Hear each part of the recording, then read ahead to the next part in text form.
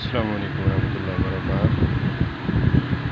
2000 سے سن 2000 سے تحقیق کا سلسلہ چلتا رہا، تو اسی اثناء میں حدیث پاک علماء اہل حدیث بیان کرتے ہیں کہ آقا کریم علیہ الصلوۃ والسلام نے فرمایا، قال النبی صلی اللہ تبارک و تعالی علیہ وآلہ وسلم صلوا کما رأیتمونی اصلی۔ اس کا معنی بیان فرمایا کہ صلو، ایسے نماز پڑھو جیسے مجھے پڑھتے دیکھا۔ تو علماء اہل حدیث فرماتے ہیں کہ آقا کریم علیہ الصلوۃ والسلام نے پوری زندگی رفع الیدین کے بغیر نماز ہی نہیں پڑھی، تو پھر ہم کیسے مان لیں کہ بغیر رفع الیدین کے نماز پڑھیں؟ اگرچہ اس میں ذکر نہیں ہے، رفع الیدین کا ذکر نہیں، نہ اس میں سورۃ فاتحہ کا ذکر نہیں، کسی چیز کا ذکر نہیں، علماء اہل حدیث بھی مانتے ہیں، لیکن وہ حضرت وائل بن حجر رضی اللہ تعالیٰ عنہ تقریباً 9 ہجری میں اسلام لے کر آئے، تو ان کی روایت بیان کرتے ہوئے کہتے ہیں کہ آقا کریم علیہ الصلوۃ والسلام جب تکبیر تحریمہ پڑھتے، رفع الیدین کرتے، اور جب رکوع فرماتے تب بھی رفع الیدین کرتے، اور جب رکوع سے اٹھتے تب بھی رفع الیدین فرماتے، اور ایک اور جگہ حدیث ہے اس میں 2 رکعتوں کے بعد جو رفع الیدین کیا جاتا ہے اس کا ذکر ہے۔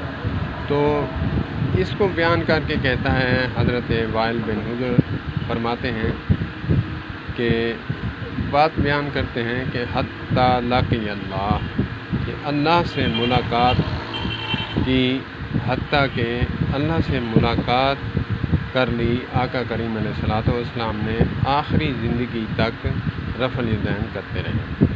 تو اسی بات کو لے کر، حدیث پاک کو لے کر وہ کہتے ہیں صلو کما رأیتمونی اصلی، کہ جیسے مجھے نماز پڑھتے دیکھا ویسے نماز پڑھو۔ تو ہم حدیث میں دیکھیں، پھر کہتے ہیں کہ جی حدیث میں دیکھیں آپ صلی اللہ تبارک و تعالیٰ علیہ وآلہ وسلم نے کیسے نماز پڑھی۔ تو نماز تو آخری عمر تک جو ہے، وفات تک، اس دار فانی سے آپ جانے سے پہلے تک 9 ہجری تقریباً تک جو ہے رفع الیدین فرمایا۔ تو پھر اس پر علماء دیوبند دلیل فرماتے ہیں کہ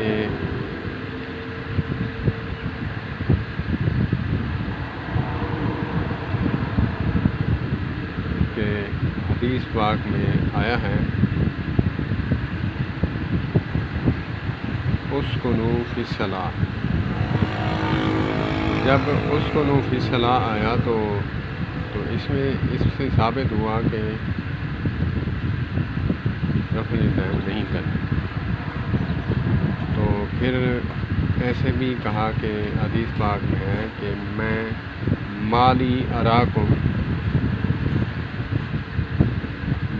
اراکم، میں تمہیں دیکھتا ہوں کہ شریر گھوڑوں کی دموں کی طرح جو ہے تم ہاتھ ہلاتے ہو۔ اسکنوا فی الصلاۃ، نماز میں سکون حاصل کرو۔ تو علماء اہل حدیث کہتے ہیں پھر جو ہے اس پر رفع الیدین جو ہے وہ پہلا جو تکبیر تحریمہ والا ہے، تو اس میں اس کی کرنے کا جواز کیسے آیا؟ اگر وہ منع ہے تو پھر یہ بھی منع ہے۔ اس میں نتیجہ یہی نکلا کہ دلائل، میں نے کافی مناظرے سنے ہیں، دلائل سننے کے بعد علماء اہل حدیث فرماتے ہیں ایک بندہ نہیں کرتا، سنت کا تارک ہے، نماز اس کی ہو جاتی ہے۔ کیونکہ میں پوچھتا تھا کہ جب سورۃ فاتحہ کے بغیر جیسے نماز نہیں ہوتی، تو ایسے رفع الیدین سے بھی نہیں ہوتی۔ پھر یہاں خاموش ہو جاتے ہیں، کہتے ہیں کہ نہیں، ہم یہ تو نہیں کہتے، نماز تو اللہ نے قبول کرنی ہے، نہیں، پھر آپ دلائل دیتے ہیں، وہ کہتے ہیں کہ رفع الیدین نہ کرنے والا تارک سنت تو ہے، لیکن ایسا نہیں کہ اس کی نماز نہ ہو۔ تو پھر مناظرے میں مد مقابل علماء احناف میں سے پھر یہی فرماتے کہ جی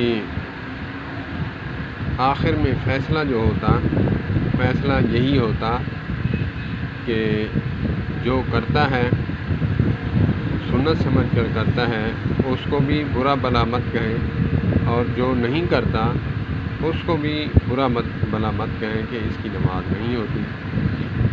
تو یہاں فیصلہ تھوڑی ہوتا ہے، فیصلہ نہیں ہوتا، ایک دوسرے کو ہرانا ہوتا ہے۔ مناظرہ جو ہے وہ مجادلہ ہوتا ہے، مکالمہ جو ہے اس میں سیکھنے والی بات ہوتی ہے کہ ایک دوسرے کو سکھایا جائے۔ مولوی کو بندہ نہیں سمجھا سکتا نہ سکھا سکتا، ہر بندے نے اپنی قبر میں جانا ہے، تو اس میں کسی کو منوانا نہیں۔ جو جس عقیدے پہ ہے، اپنے علماء کے پیچھے ہے، ایک عامی شخص وہ اس فیصلے پر گامزن ہو سکتا ہے کہ جو ہمارے علماء کرتے ہیں ہم وہی کریں۔ ایک عامی بندہ وہ کیسے تحقیق کر سکتا ہے؟ نہ فرشتہ ان کے پاس آیا، نہ فرشتہ ان کے پاس آیا۔ تو پھر میں نے بڑے بڑے علماء دیوبند سے سیکھا ہے اور پوچھتا رہا کہ اصل بات کیا ہے۔ وہ بھی چاہتے ہیں ہم جنت میں جائیں اور یہ بھی چاہتے ہیں جنت میں جائیں، لیکن راستے جدا جدا ہیں۔ تو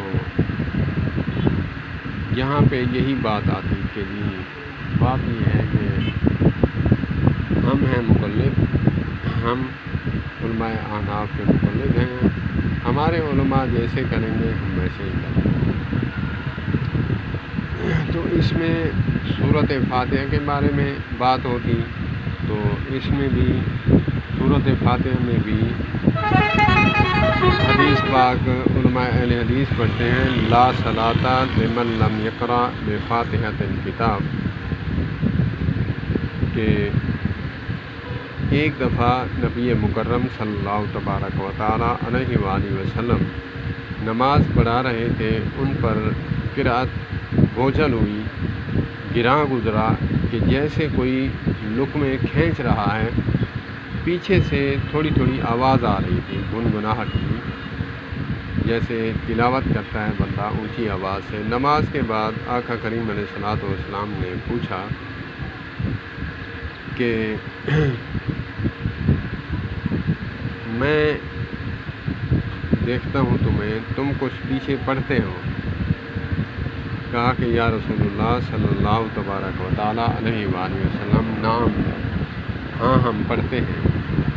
پھر فرمایا، حدیث پاک کا مفہوم میں بیان کر رہا ہوں، پھر فرمایا کہ لا صلاۃ لمن لم یقرأ بفاتحۃ الکتاب، کہ بغیر سورۃ فاتحہ کے کوئی چیز نہ پڑھو، صرف سورۃ فاتحہ پڑھو۔ تو اس میں پھر علماء اہل حدیث تو اس بات پہ کرتے ہیں کہ جی ہم نے وہ یہی دلائل دیتے ہیں۔ تو اس میں علماء احناف ہمارے بزرگ،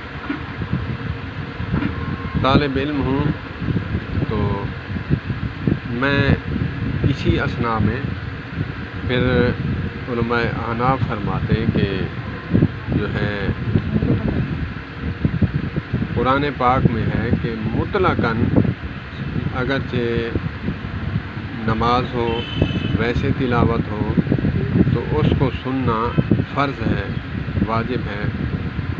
وَإِذَا قُرِئَ الْقُرْآنُ، یہ آیت پڑھتے ہیں، اعوذ باللہ من الشیطان الرجیم، بسم اللہ الرحمن الرحیم، وَإِذَا قُرِئَ الْقُرْآنُ فَاسْتَمِعُوا لَهُ وَأَنصِتُوا لَعَلَّكُمْ تُرْحَمُونَ۔ یہ آیت پڑھتے ہیں کہ مطلقاً جو ہے سورۃ فاتحہ ہو چاہے جو بھی ہو، یہ الزامی سوال ہے کہ جی سورۃ فاتحہ قرآن پاک کا حصہ نہیں، ایسا نہیں ہے، قرآن پاک کا حصہ ہے، مگر جس کو آقا کریم علیہ الصلوۃ والسلام نے خاص فرما دیا کہ جیسے قرآن پاک میں ہے کہ مردار جانور تم پر حرام ہے اور خنزیر بھی حرام ہے، اور جو غیر اللہ کے نام پر چیز ذبح کی جائے وہ بھی حرام ہے۔ تو قرآن پاک میں اگرچہ یہ چیزیں حرام ہیں تو اس اثناء میں مچھلی جو ہے اس زمرے میں آتی ہے۔ مچھلی کو پانی سے نکالیں وہ مر جاتی ہے، اپنی موت آپ مر جاتی ہے، اس کو ذبح نہیں کرتے ہم۔ تو پھر اس کو حدیث پاک میں خاص کیا گیا ہے کہ ان حکم سے جو ہے یہ مچھلی الگ ہے۔ مچھلی جو ہے اگر باہر کاٹیں، اس کا پیٹ چاک کریں، اس کو صاف کر کے آپ کھا سکتے ہیں، تو اس کو باقی جانوروں کی طرح ذبح نہیں کیا جاتا۔ تو قرآن پاک میں تو مطلقاً ہے کہ تم پر مردار جانور جو اپنی موت آپ مر جائے، اور خنزیر کا گوشت وہ بھی حرام ہے، والدم ولحم الخنزیر وما اہل لبہ غیر اللہ، جو ما سوا اللہ کے کسی اور کا نام اور شخصیت کا نام لیا جائے، یہ چیزیں حرام کر دی ہیں۔ تو نبی مکرم صلی اللہ تبارک و تعالی علیہ وآلہ وسلم نے مچھلی کو خاص کر دیا۔ اسی طرح وَإِذَا قُرِئَ الْقُرْآنُ فَاسْتَمِعُوا لَهُ، یہ سورۃ فاتحہ بھی قرآن پاک کا حصہ ہے، قرآن پاک کا حصہ ہے، 114 صورتوں میں سے ایک صورت ہے یہ۔ لیکن حدیث پاک میں جب علماء فرماتے ہیں کہ اس کو خاص کر دیا گیا ہے کہ نہیں کوئی نماز فرد ہے، چاہے امام ہے چاہے مقتدی ہے، تو اس کے لیے پڑھنا لازم ہے۔ تو اللہ پاک ہمیں دین سمجھنے کی توفیق عطا فرمائے، اللہ پاک مسلک کی تعصب سے محفوظ فرمائے۔